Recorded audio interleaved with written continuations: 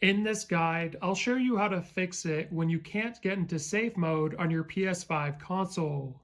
So the first thing you want to do is actually turn off your console, so press and hold the power button until it's fully turned off. Now, according to PlayStation support, the reason why you can't launch into safe mode is likely due to the cables on the back of your console. So what you want to do is change the HDMI cable, then try to boot into safe mode and see if that works. If it doesn't, you want to try a different USB cable for your controller, and then you want to try the power cable as well and see if you can get into safe mode.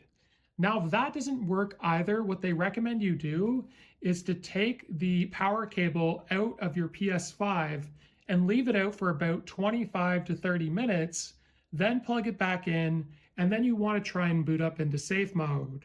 So we're going to press and hold the power button. We're going to get that first beep, and we should get a second beep here. Just hold the power button for about 10 seconds, and this should bring you into safe mode. Now, what you want to do is ensure you're using the cables that came with your PS5 or get new ones that are designed for it, because if you don't use their cables, it can cause issues in certain cases. So if this video was helpful, like and subscribe, and we'll see you in the next one.